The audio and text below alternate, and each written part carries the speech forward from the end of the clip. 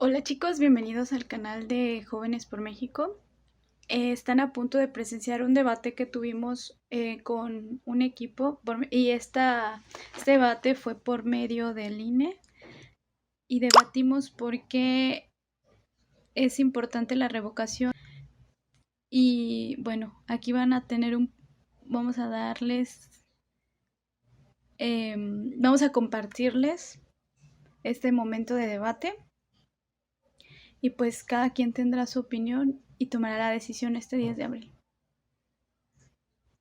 Persona oradora de la bancada de proposición para que dé su discurso.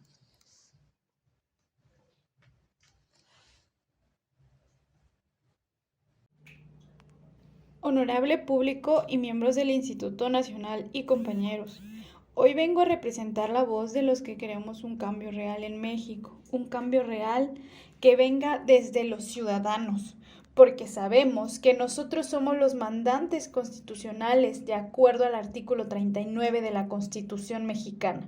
Hoy no solo se nos presenta la oportunidad de calificar el desempeño de un servidor público, sino el de despedir a aquel funcionario que perdió el rumbo.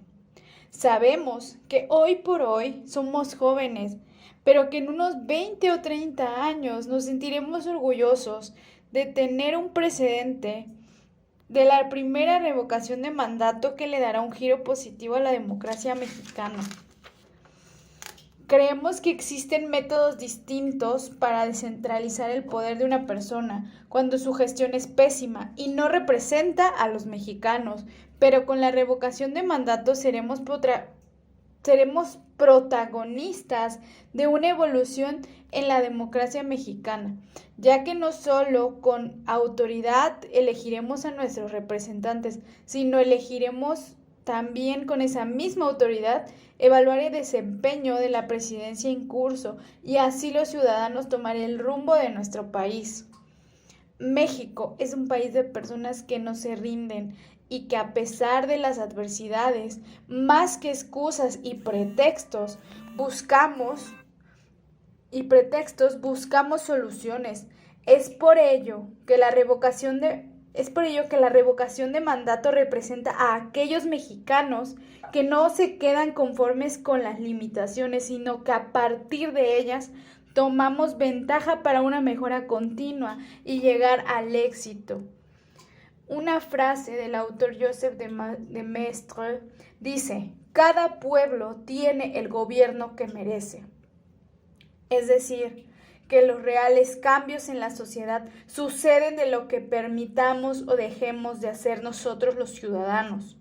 Llegó el momento de exigir a nuestros servidores públicos esa evaluación necesaria para que aquel funcionario que no lleve bien su gestión en los rubros económico, social, cultural, medio ambiente, salud pública, seguridad, se le despida por medio de esta ley. Es necesario que unidos como ciudadanos, a pesar de nuestras diferencias y limitaciones, juntos formemos un México nuevo, un México digno para todos y que nuestras decisiones nos lleven a un real progreso, donde las futuras generaciones puedan gozar de esta herramienta a la cual hoy se abre la posibilidad de ser utilizada y con el paso del tiempo mejorada, pero siempre que sea en beneficio de los ciudadanos. Gracias. Muchas gracias.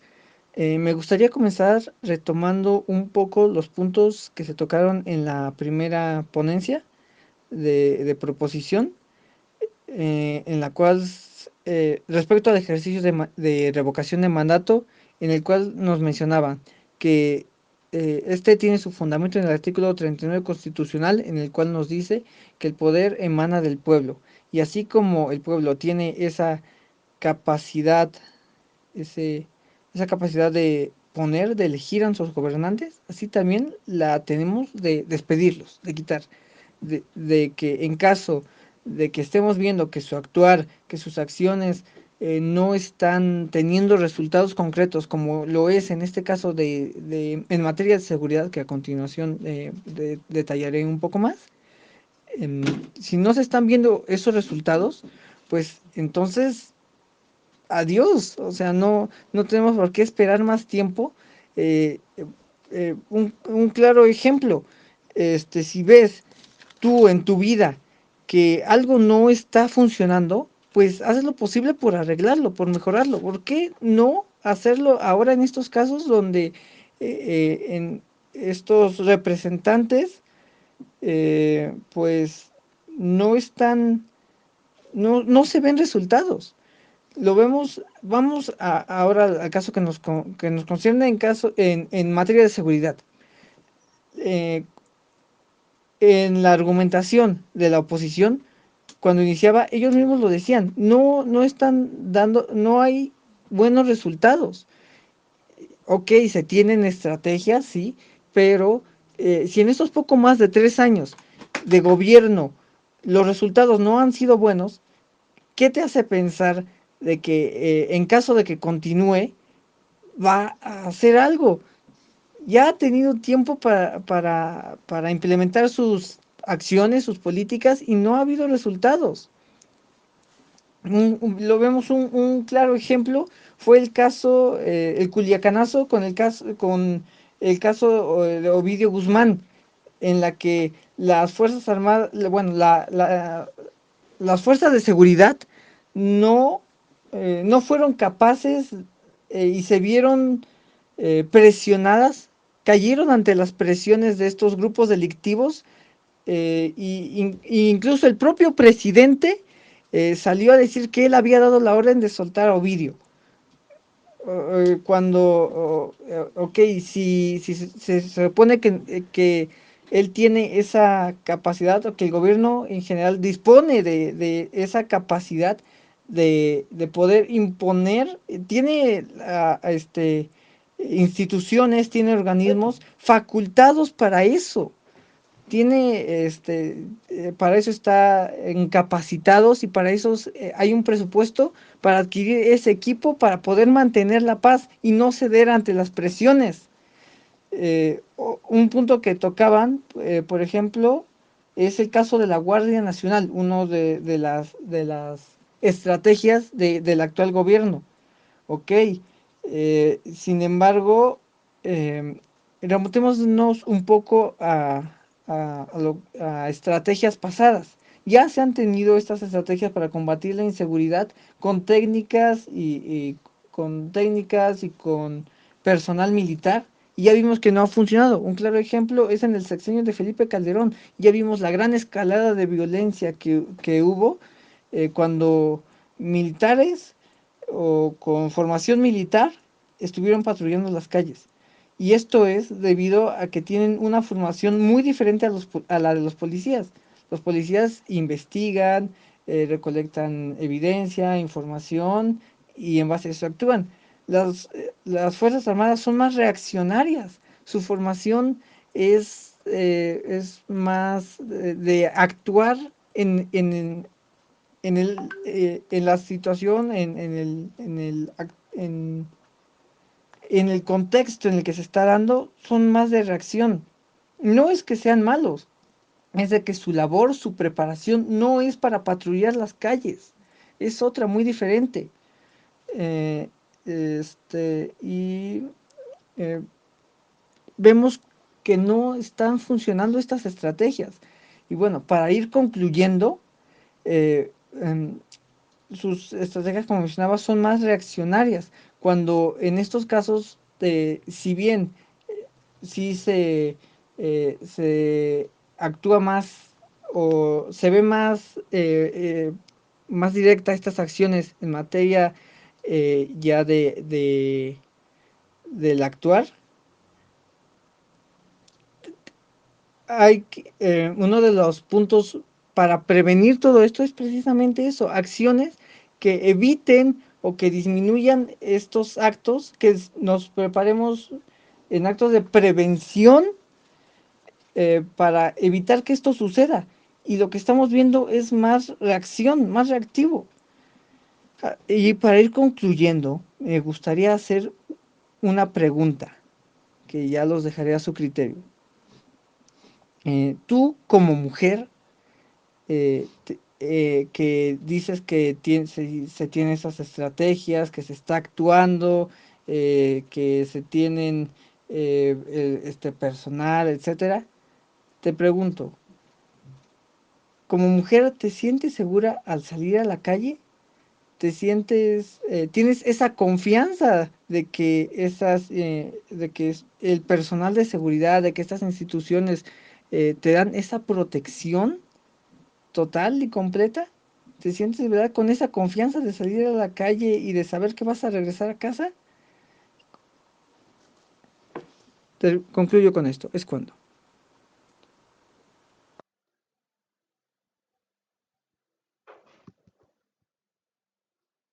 Muchísimas gracias. A continuación llamamos a la primera persona oradora de la bancada de oposición para que haga el respectivo cuestionamiento.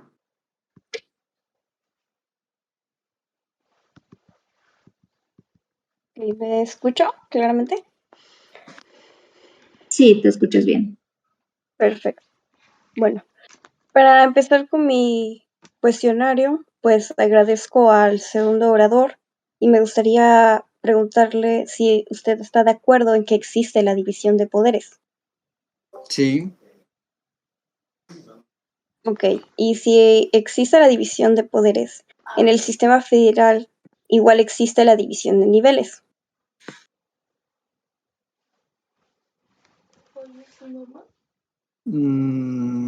Sí.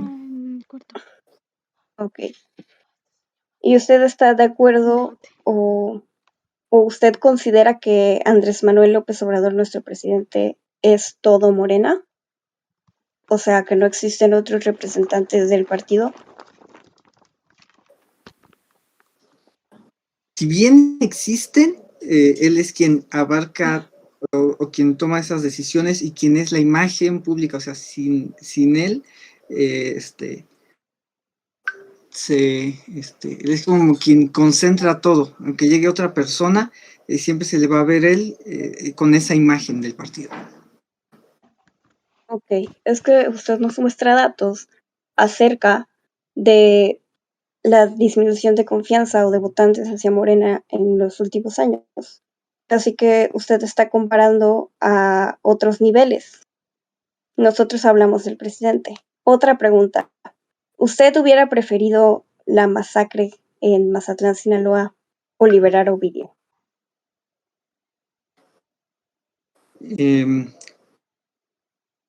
Ante estas dos opciones que me manda, no, ninguna. Hay más opciones, no solamente esas dos. ¿Qué hubiera hecho usted? ¿Liberar a Bueno, Ovidio? ¿Permitir la masacre? bueno, todo se queda en el hubiera, claro, y pues de momento, pues no, hay muchísimas variables que tal vez no se tomaron en cuenta y que desconozcamos, ¿no? Ellos se supone que tienen todas las fuentes, tienen toda la información, entonces, de momento, la información que tal vez se presentó al público, pues no es la suficiente para dar nosotros una oposición, una propuesta, pero ellos, al ser gobierno, al tener más capacidades, ellos claramente pudieron analizar muchísimas más variables, tienen analistas de seguridad, asesores, expertos en delincuencia, que claramente pudieron haber dado otra respuesta a la que se dio y evitar se pudo evitar, claro, esa masacre, pero también no se puede sacrificar ese del el fin justifica los medios. Se pudo haber tenido otras opciones que esa. Me reservo el resto de mi tiempo. Muchas gracias.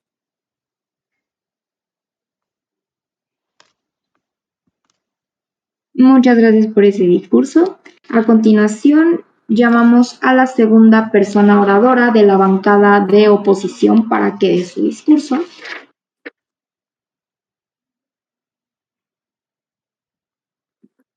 Ok, ¿se me escucha bien?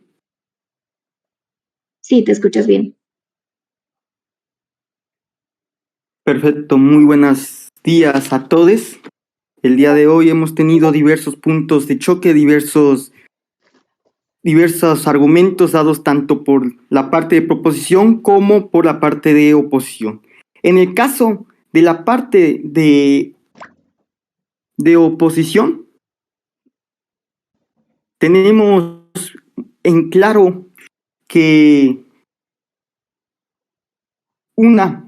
creemos en el presidente, en las acciones que ha hecho durante su gobierno, y a continuación he de decir primeramente que con base al discurso de la primera oradora y el cuestionamiento que se le hizo, nosotros no estamos en contra del mecanismo de la revocación de mandato, sino estamos en contra de estamos en contra de la idea de que ese día, el 10 de abril, haya perdido la confianza el presidente y por lo tanto se le sea revocado el mandato. Creemos firmemente en que el pueblo sigue confiando debido a su actuar. Ahora bien, ¿por qué? ¿De dónde sacamos eso? Ya se los dijo mi compañera, con la reducción con datos duros de los niveles de violencia en el país, los cuales no nos negaron, nos aceptaron esa narrativa y por lo tanto esto es un punto ganado para la oposición. Igualmente no han tocado las medidas de la prevención con tanta firmeza como para tumbar el argumento, pero yo me paso a otros. Los que mencionó mi compañera, el reparto de recursos y el huachicoleo, al igual que ustedes sacaron a relucir la Guardia Nacional y la cuestión del caso de Ovidio. Primeramente, voy con el reparto de recursos. Ahora, las acciones que ha hecho el presidente es la profesionalización, certificación y capacitación de policías. Igualmente se han equipado tanto a las fuerzas policíacas como a las instituciones, es decir, aquellas que se encargan de lo cibernético, la búsqueda de personas, el sistema penal, todo eso se ha equipado. Igualmente se ha fortalecido y creado diversas unidades de inteligencia financiera para combatir los delitos de la rama del derecho penal económico. Y así podemos verter diversos ejemplos, pero el punto ya se ha entendido. En este caso, se ha dado una efectiva repartición de recursos para poder contrarrestar aún más la violencia y con esto ganarse la confianza de la gente, ya no solo en el ámbito de esa violencia física, de esa violencia que tanto nos ha marcado, sino pasarlos a otras áreas, al área cibernética, al área financiera. Ahora bien, el combate al huachicoleo. Este plan estuvo en marcha y otorgó un combate efectivo contra las conductas delictivas que hacían que Petróleos Mexicanos perdiera grandes cantidades de capital y que estuviera en números rojos. Es por esto que el gobierno federal al inicio de su sexenio emprendió esta estrategia que todos conocemos, en la cual sí hubo un desabasto durante unos días. Sin embargo, ahora el huachicoleo en esas zonas está en niveles muy bajos. Y por lo tanto, este es un logro más del gobierno. Y en esa zona del país, la confianza en el presidente Andrés Manuel ha subido. Por lo tanto, eso es otro punto para nosotros. Ahora nos vamos hacia el punto de la Guardia Nacional. No es la militarización del país, es un nuevo modelo policial. No quieran engañar a la gente. Es aquí donde es un cuerpo permanente que puede servir a futuros gobiernos como una estrategia que se prevé articular los esfuerzos y las aportaciones de los 3 órdenes de gobierno y tomar en cuenta las condiciones, contextos y necesidades locales para impulsar este nuevo modelo policiaco. Por lo tanto, la afirmación de que sea parte de una militarización del país no cuadra en este. Ahora bien, tenemos otro punto a nuestro favor. El orador en el interrogatorio dijo: el fin justifica los medios, aludiendo a que sí hubiera autorizado la masacre allá en Mazatlán. Nosotros y el gobierno federal, el licenciado Andrés Manuel López Obrador, va en contra de eso, porque la confianza en el pueblo deriva de la seguridad que tienen en él. Y aquí quiero puntualizar algo. No vas a tener confianza si prefieres agarrar a narcos en vez de cuidar a tu población. Y aquí algo importante. La guerra del narcotráfico inició en el sexenio de Felipe Calderón y tenemos una afirmación muy fuerte. Cortar cabezas no sirve de nada contra la lucha contra el narcotráfico. La estructura del narcotráfico está tan solidificada que simplemente cortas la cabeza y le vuelve a crecer otra. O inclusive se arman dos grupos, se dividen, pero crean más violencia porque ahora se están peleando por la plaza. Esto ha desechado el presidente Andrés Manuel López Obrador y ha puesto la política de abrazos, no balazos. Y sobre todo, aquí importa algo muy importante, la cultura de la legalidad que mencionó mi compañera en sus definiciones, y esto implica una participación ciudadana para recuperar los espacios, combatir los delitos que afectan a la sociedad, sean los menores o sean con las denuncias que se han incrementado, como mencionó mi compañera.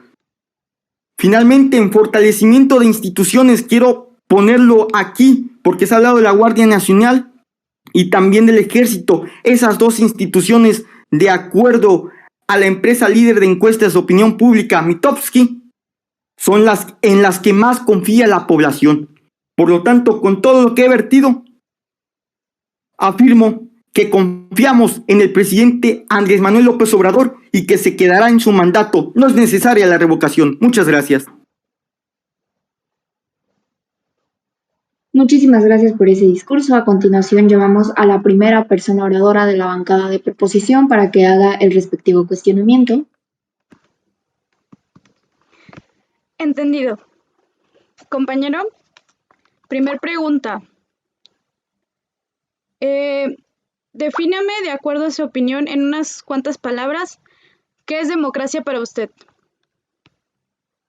Es el gobierno del pueblo.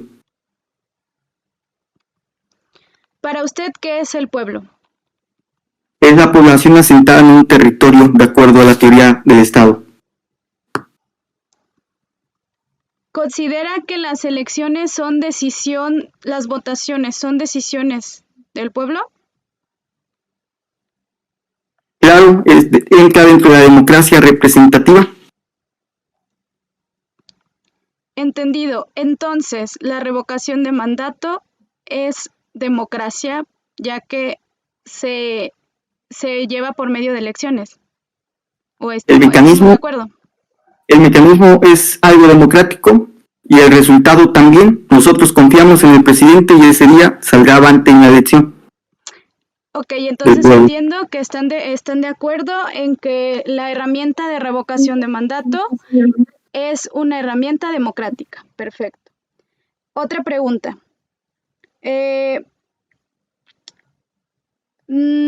¿Considera que pueda darle confianza a la sociedad ver al actual presidente intercambiando palabra con familia de narcotráfico? ¿Considera que eso podría dar confianza? Yo no juzgo a las personas por sus familiares. Pregunto que si eso cree que le pueda dar confianza a la ciudadanía, ¿sí o no?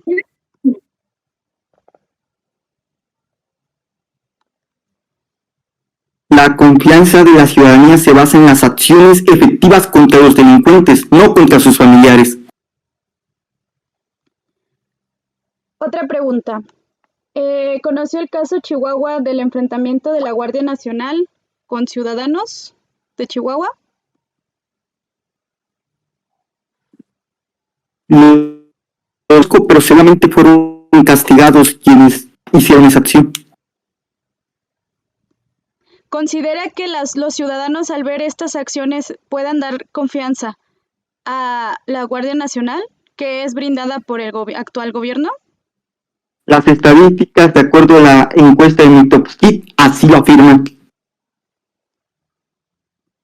Ok, y sabe que de acuerdo al INEGI, el incremento de homicidios en este año ha aumentado y está de acuerdo en que si se asesinan periodistas, ¿eso mancha la imagen pública? ¿Sí o no? Si se asesinan periodistas. La guerra no es de Andrés Manuel López Obrador. Los homicidios son algo reprobable, pero se está combatiendo. Entendido. Otra pregunta. Si usted en plena confianza de sus argumentos, dice que los ciudadanos... Una disculpa, el tiempo ya se ha acabado. Muchas gracias. Para continuar con este debate, ahora llamamos a la tercera persona oradora de la bancada de proposición para que dé su discurso.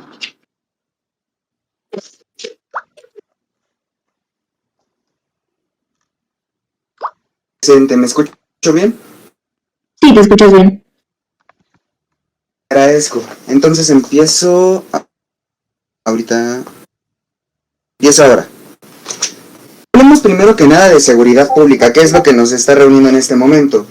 Vamos a hacer cuenta lo deficiente que fue la gestión que está en este momento en la presidencia en tanto a ese tema. Porque de hecho, la parte contraria lo ha admitido. No se han dado los alcances correspondientes o a lo que el presidente se comprometió en primer lugar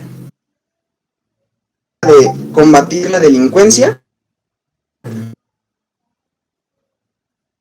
porque él mismo nos ha probado a los mexicanos que tienen nexos, que no es posible que una figura como el presidente de una nación se vaya a desayunar con la señora madre de un delincuente de la talla del Chapo Guzmán. Pero aún así, por si fuera poco, vamos a ser más puntuales. Ustedes a nosotros nos indican que están a favor de la revocación de mandato, pero no con Andrés Manuel. Porque la revocación de mandato realmente es una herramienta que ayuda al pueblo y que nos va a servir a todos nosotros para marcar un nuevo capítulo en la historia del país. Este capítulo va a permitir que nosotros como pueblo podamos exigirles a los gobernantes que cumplan con su trabajo y lo hagan de forma adecuada. ¿Por qué? Porque nadie me va a dejar mentir. Los únicos que tenemos algún tipo de carencia o que vamos a padecer o a gozar todas aquellas gestiones, buenas o malas, tanto del Ejecutivo como del Legislativo y del Judicial, somos el pueblo, somos las personas que salimos diario a trabajar, que vivimos la delincuencia día tras día, cada día, incluso en las noticias se vuelve más frecuente ver que hay asaltos en transporte público y hasta muertes. ¿Por qué? Porque los delincuentes se sienten protegidos, porque se creó hasta una ley de amnistía para ellos, en las cuales pueden volverse lo más descarados que puedan y atacar a la población civil. Pero lejos de eso, entonces nos dicen que hay una política de abrazos y no balazos.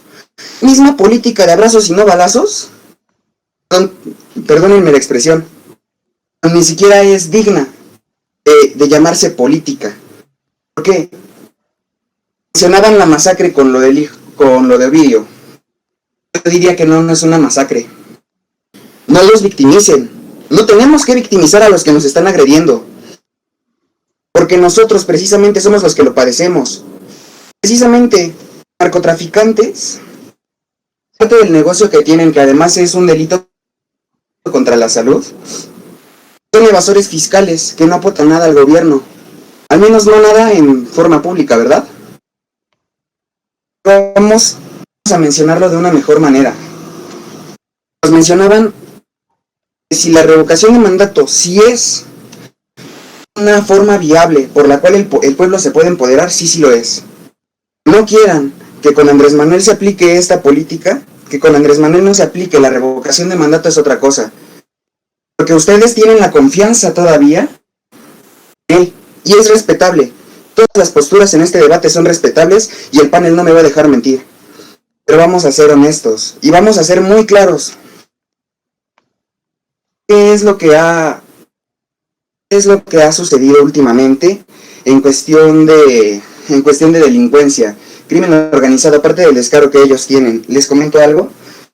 Lo más interesante es que el poder lo tiene el pueblo nuevamente, y así como el pueblo lo pudo poner en el 2018, esperemos poder quitarlo, porque no ha cumplido con su cometido, porque se ha dedicado a otras cosas que no competen a lo más elemental para todos los mexicanos, que es la seguridad y la tranquilidad de nuestro estilo de vida, por sus políticas absurdas tanto en cuestiones de política exterior, en cuestiones nacionales y económicas que nada tienen que ver, en seguir agendas internacionales como la del Foro de Sao Paulo, que ya no voy a ahondar más en esos temas. Pero solo para finalizar les comento, el pueblo es el que tiene el poder y precisamente por eso nosotros hemos ganado el debate. que el próximo 10 de abril se va a realizar la consulta con fin de la revocación de mandato. Si ustedes quieren decir o afirman decir que Andrés Manuel no va a salir el 10, les comento que esa no es una facultad que ustedes tengan. Esa facultad la tenemos todos en conjunto y se llama democracia. Y la mayoría lo va a decidir, no solamente ustedes. Precisamente por eso estamos a favor de la revocación de mandato y de que se lleve a cabo el ejercicio ciudadano, para que de esa forma nosotros como ciudadanos, de forma individual y como lo promueve el INE, de forma libre y secreta podamos emitir un sufragio y decir si queremos que se quede o no. Y evidentemente, las acciones que ha tomado descaradamente no se va a quedar, porque ha sido tan cínico y tan descarado que lo hace enfrente de la misma prensa, el desayunar con narcotraficantes o reunirse con sus madres. Ya estamos hartos de que el presidente se sienta intocable, y a partir de este momento, revocación de mandato nos va a ayudar a mejorar la vida de todos. El tiempo del discurso ya ha terminado. Una disculpa por el error con el cronómetro. El tiempo de discursos de conclusión es de 5 minutos. El ámbito económico, el comercio, el ámbito en este sentido que engloba todo el bienestar, y bueno, también las condiciones de vida. Esto presenta un reto enorme, ¿no? ¿No lo creen? Porque precisamente por un lado está mantener la economía estable de un país, y por segunda, cubrir la demanda de vacunas, que si bien es cierto, se abastecieron de manera correcta. ¿Por qué lo menciono? Ustedes pueden notarlo en el portal de transparencia de la Secretaría de Relaciones Exteriores, con datos respaldados en vacunacovid.com.mx, que precisamente nos dice que se adquirieron un total de 243.930.000 vacunas con la finalidad de atender a 140 millones de personas en todo el país. ¿No esto supone un exceso también de vacunas y quiere decir que el abastecimiento en este sentido que ustedes mencionan, contraparte, es mentira? Quiere decir inclusive que estas vacunas se están donando a otros países con mayor necesidad y mayor carencia. ¿Qué faltó aquí en este sentido?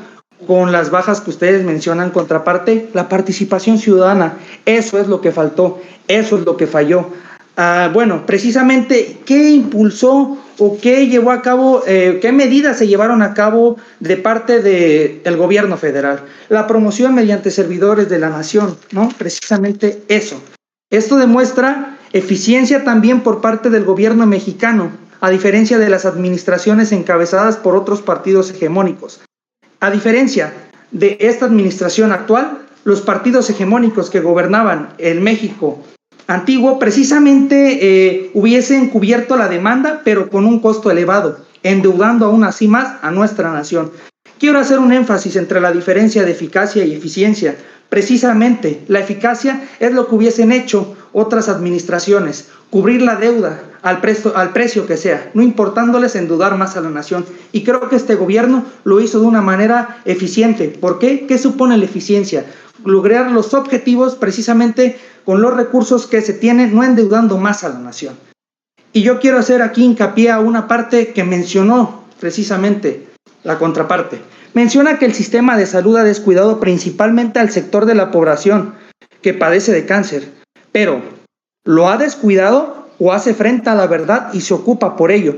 Porque precisamente yo quiero situar un ejemplo muy importante, ¿no? Cuando se le inyectaba el agua a los niños con cáncer, ¿eso qué era? Precisamente era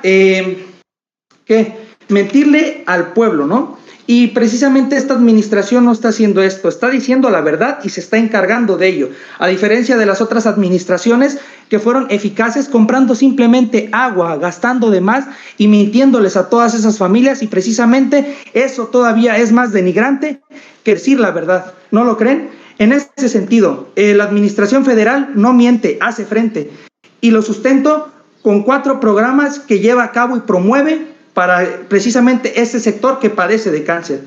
Primeramente, el Programa Nacional de Registro del Cáncer. En segundo lugar, un programa sobre la genómica del cáncer. En tercer lugar, el Programa para el Control de Cáncer. Y en último lugar, pero no menos importante, el Programa Nacional para la Detección Oportuna de Cáncer de Mama. Precisamente, me pueden decir que aquí el gobierno federal no hace nada en torno a esta situación, pero ¿qué nos dice la Ley Federal de Fomento a las Actividades realizadas por las organizaciones civiles? ¿Quién subsidia a esas organizaciones mediante esta ley? El gobierno federal. Precisamente mediante estos subsidios a organizaciones se promueve un bien benéfico. Yo no entiendo en qué situación, o no comprendo, o no veo en qué situación se menciona que el presidente ha descuidado este sector. Yo quiero precisamente remarcar o recalcar un argumento que dijo el orador anterior de la contraparte. ¿Acaso el titular, en este sentido, el presidente Andrés Manuel López Obrador, si se somete a este ejercicio, no supone una manera de legitimación democrática? Y creo que la contraparte lo dejó muy claro. Mencionaste, contraparte, que la democracia supone una manera de representación de gobierno emanada del pueblo. ¿No crees que acaso es un acto de mucha admiración que el titular del Poder Ejecutivo se somete a este acto? Supone legitimidad democrática. ¿Y qué es la democracia? Ya lo dejé muy en claro, una representación de gobierno emanada del pueblo. ¿No creen en ese sentido que habla muy bien del presidente Andrés Manuel López Obrador el que él se someta? Porque, reafirmo, ningún otro presidente se había sometido ante este acto. ¿Por qué? Porque sabían que iban a perder el poder. Y cito una frase que menciona el presidente Andrés Manuel López Obrador: el que nada debe, nada teme. Precisamente por ello yo apoyo que él siga en funciones de presidente de la República. Y bueno, creo que ya terminó mi tiempo. No sé si estoy en lo correcto. Muchas gracias.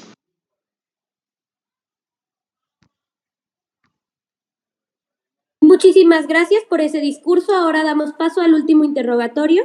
Primera oradora de la proposición, a su primer pregunta empieza a correr el tiempo. Primer pregunta.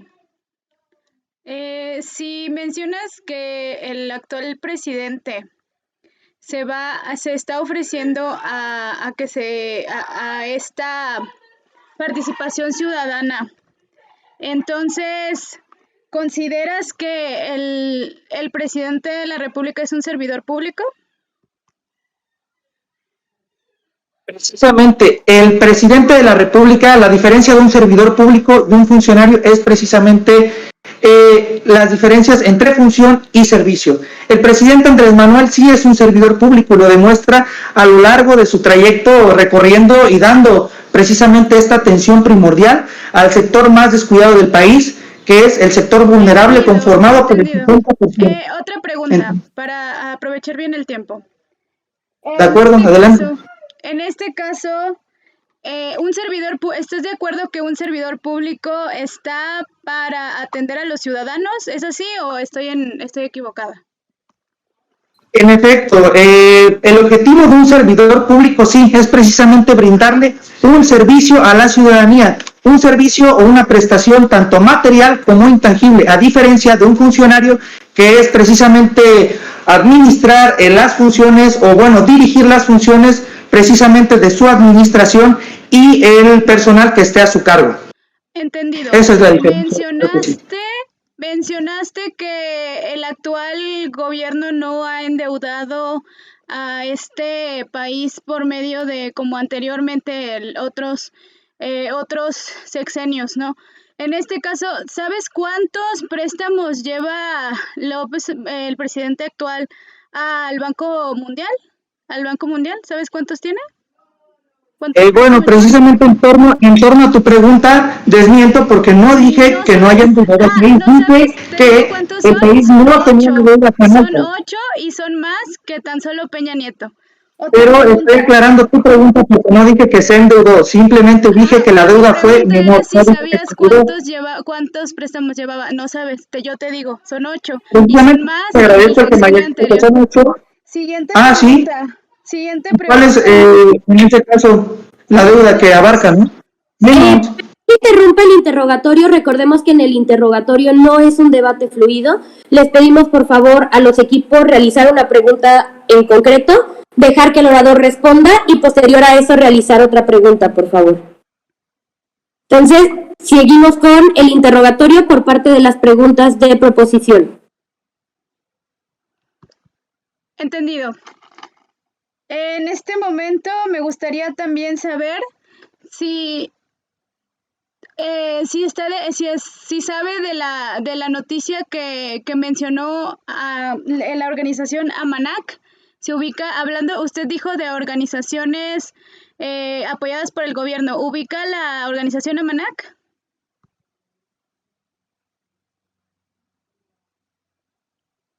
Bueno, ¿me escuchan? Sí. No, desconozco de qué trate el Amanac. ¿Me podría informar? Sí, en este caso fue una de las organizaciones que le llamó la atención al gobierno actual por no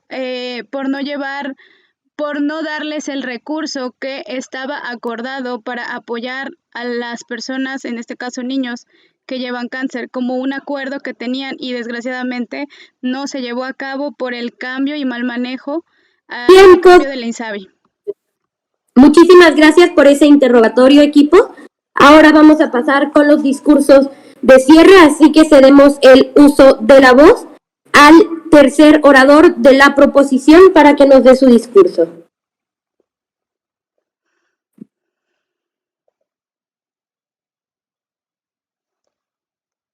¿Escucho bien? Muy bien. Perfecto, entonces siendo el caso empiezo. Y es preciso empezar desde lo más grave hasta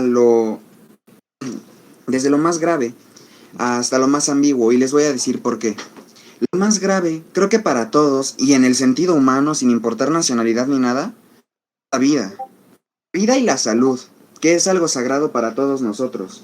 Precisamente el ejercicio de revocación de mandato por nuestra parte, y más que nada, haciendo tema a la salud, es señal de que el pueblo ha despertado y por eso estamos aquí, debatiendo dos posturas diferentes, porque no podemos quedarnos callados, ni unos ni otros, a consecuencia de las negligencias que el presidente López ha estado haciendo últimamente. Y empezamos desde que inició la pandemia, pero no en México, porque recordemos que en México empezó entre comillas con un rezago, ya que se anunció desde diciembre del 2019 la existencia de la pandemia a nivel internacional, si no me equivoco hasta febrero, cuando el presidente se dio por enterado, mas no la aceptó.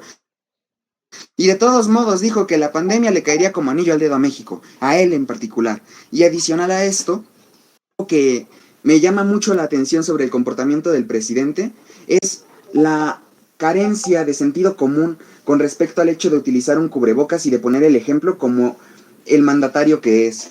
También les comento que me llama mucho la atención, incluso por parte de la contraparte, que digan que el hecho de que se haya dejado de atender a niños con cáncer, a mujeres con enfermedades, o simplemente cualquier persona con una enfermedad crónico-degenerativa, que era lo que hacía el Seguro Popular, principalmente, atender a este tipo de personas que no podían, y a la fecha se sigue, sin poder costear de forma particular la salud en México.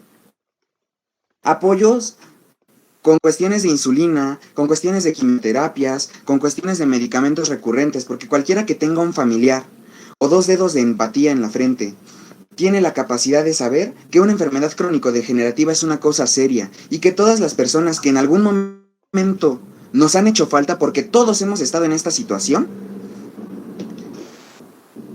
tenemos una huella. Y estas personas dejan su huella precisamente, no por un legado necesariamente, la dejan de la forma en la que se fueron, desatendidos y vulnerables por las ausencias y carencias del gobierno. Pero adicional a esto, todavía quiero comentar una cosa. No es posible que me digan en este momento, no es posible, que quieren empezar con un nuevo sistema de salud desde cero, como lo hicieron destruyendo al Seguro Popular y poniendo al INSABI. Porque las enfermedades no esperan. Y en México obran por millares de personas los fallecidos, que son prueba fehaciente de este hecho e innegable. Pero además el presidente ni siquiera pone de su parte para encubrir la carencia tanto de humanidad como de servicio. ¿Por qué?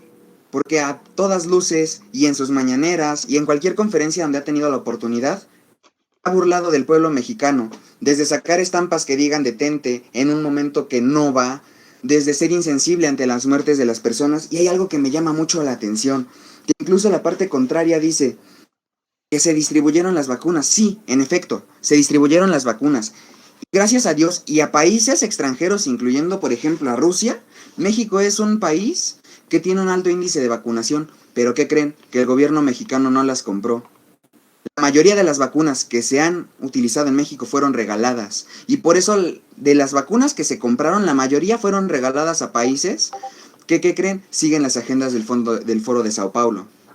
Aliados, claro, del presidente Andrés Manuel López Obrador, pero eso es aparte. Ahorita estamos hablando de su gestión ante la pandemia y para no irme muy largo, quiero recalcar que en este caso nosotros hemos ganado el debate principalmente destacando que lo más sagrado para todos es la vida y es la salud. Dependencia de cualquier agenda que puedan seguir. No podemos darnos el lujo de empezar desde cero y esto se lo digo a todas las personas que incluso puedan llegar a ver este debate. Nosotros como pueblo somos los únicos que sopesamos y padecemos todas las acciones que derivan del poder ejecutivo y del poder legislativo. No es posible que nos sigamos quedando callados y precisamente por eso aplaudo la revocación de mandato. Porque en este caso nosotros ahora vamos a marcar un nuevo capítulo en la historia del país y vamos a poder tener el poder no nada más de poner, sino también de exigir y de quitar, para que de ahora en adelante los próximos presidentes que vengan sepan que hay un pueblo que los vigila. Encima les exige, dándonos a todos nosotros la posibilidad de tener una mejor calidad de vida al lograr que el presidente en turno se desempeñe de mejor manera.